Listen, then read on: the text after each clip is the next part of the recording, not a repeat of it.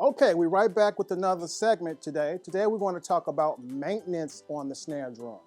So maintenance on the snare drum is pretty like maintenance on a car. You got to take care of it. There's things that you have to service and there's things you have to take care of. Okay, so we talked about the practice pad the last time. You got your rubber side and you got your hard rubber side. Okay, so we're going to put that away for today. We want to talk about the snare drum.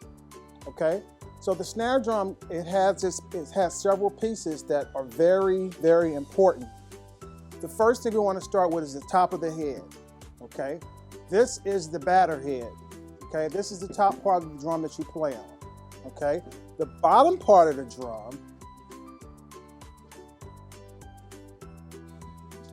is a thinner head.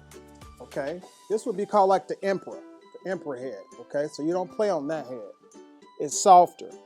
You'll go right through it if you hit it with the sticks. Okay, these wires you see here, this is the snares. That's what makes the snare drum get its name. It's from the snares. Okay, and also you have lugs. You have a lugs here. You have top lugs and bottom lugs. Okay, and then you have your lug boxes, which are here. Okay, I think it's probably maybe 9 on here for this drum. Okay, drums have different brands. Okay, this is, I believe, a Ludwig. Nope, I'm wrong. It's a Tama. Okay, so you got several brands of drums that you can get. It just depends on you and what you like. This is a metal drum or stainless steel, if you want to call it. You can get wood. You can get all kinds. Birch. The better the wood, the higher the price. Okay, so if you want to get something really, really expensive, the sound does make a difference with the wood. If you really got an ear from it, some people like the deep sound, some of them like the bright sound. Okay, so top head, bottom head, lug boxes, lugs. Okay, then we have an on and off switch that throws the snare on and off, and that's the switch here. I can turn it where it's off. I can turn it back on and it's on. Okay, so this is the on and off switch. Okay, on the other side you have another tension that holds that little plastic piece here, the strap to the snares. Okay, some are straps and some are string, some are even cloth. Okay, that holds that snare in place, so you can actually adjust your on and off switch to how much snare you want, how much snare you don't want. Okay, so you can tune the drums. All right, you can tune the drums. The best way to tune the drums, some people go clockwise where you go from here to here. Some people go from side to side where you go there, then there. Okay, it just depends on you. It depends on what you like. Okay, but you have to make sure that the tension on the head is even. Make sure it's not uneven, because if it's uneven, you would have a warp head, and the hoop, which is the top part where the holes are in, will warp. Okay, and if the hoop warps, you have to get another hoop. If the head warps with the hoop, you have to replace the head and the hoop. Same thing on the bottom. Okay, the bottom head is a little bit tighter than the top head. Okay, that's for a reason, because all the sound is bouncing off that bottom and it's coming back, and it's an air hole on the side of the drum where the drum can breathe, and it's right here where you see the brand. Okay, normally that's where they put them. Sometimes they do, sometimes they don't. But if you look at the brand here, you see that air hole. Okay, and if I played it and you were standing here, you would feel the air coming out of it. That's so that the shell can breathe. Okay, so with the drum key, you could turn the tension rod to your right, and you're actually loosening the head. You can hear the loose sound. If I turn it back to my left,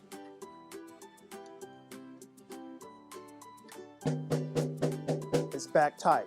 Okay, so some people want that marching band style type of sound. They'll loosen their heads. Okay, they want the corpse sound where they want it really tight where it pops. You would tighten the head.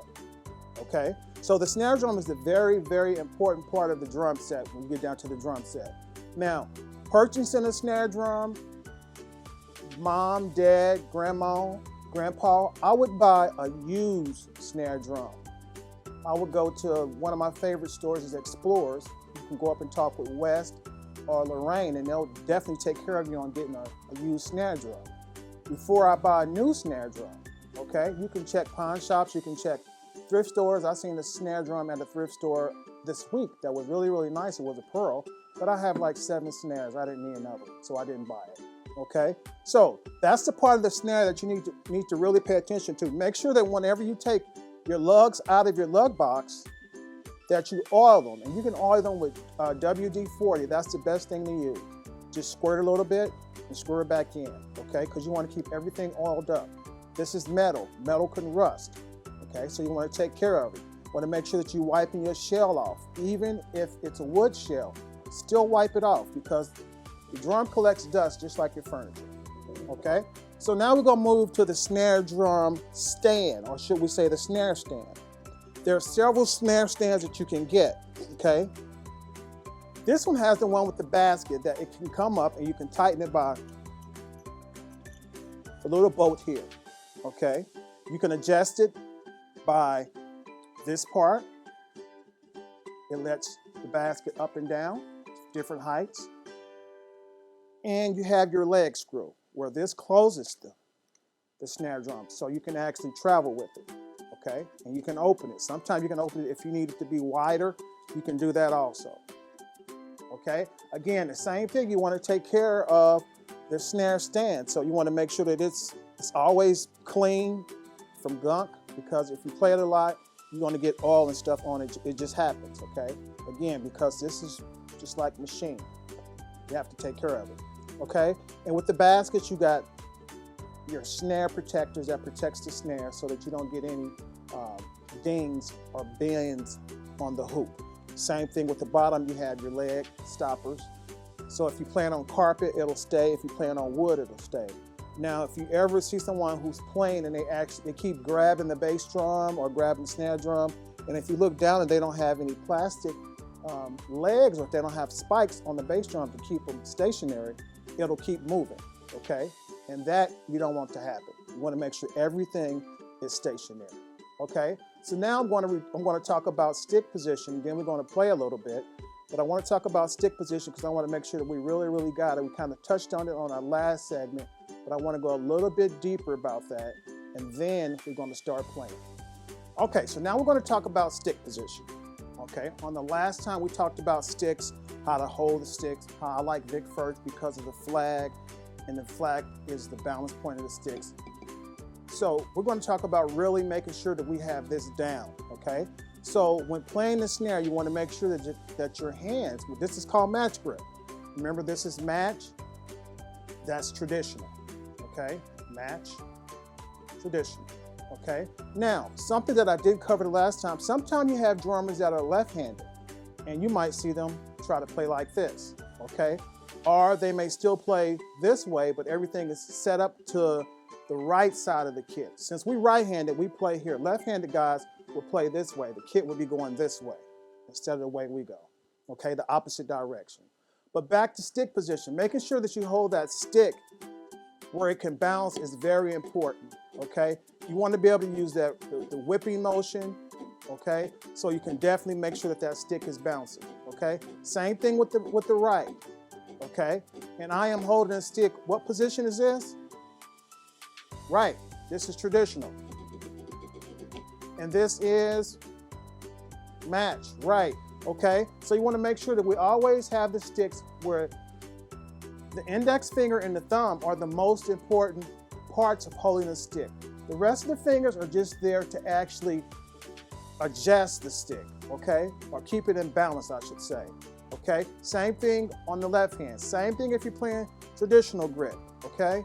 Everything is coming from these, the index finger and the thumb. That's where all the play is coming from, okay? All the control. When you're playing traditional grip, it's more so your thumb and still the index finger, okay? Because it's really controlling it. Okay, and we want to always use the bit of the stick, not the bead of the stick, not the butt of the stick, okay? The butt of the stick will cause a lot of damage, okay? Especially if you're just now starting off and you're really heavy-handed, you can go right through your head very, very quickly, okay? So you want to make sure that you always practice learning both grips. Traditional, match. Make sure we're using the feed of the stick, not the butt of the stick, okay? So I hope this was very helpful for you, learning the maintenance of the drum, learning the snare drum parts, and learning also about the snare stand, okay? And we reviewed our stick position, okay?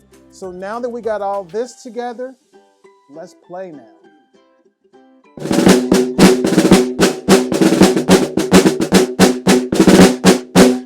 This is just a taste of what you're going to get next week, okay? So you don't want to miss the next segment. I'm Mr. Gardner from Southeast High School. I'm the band director. See you next week.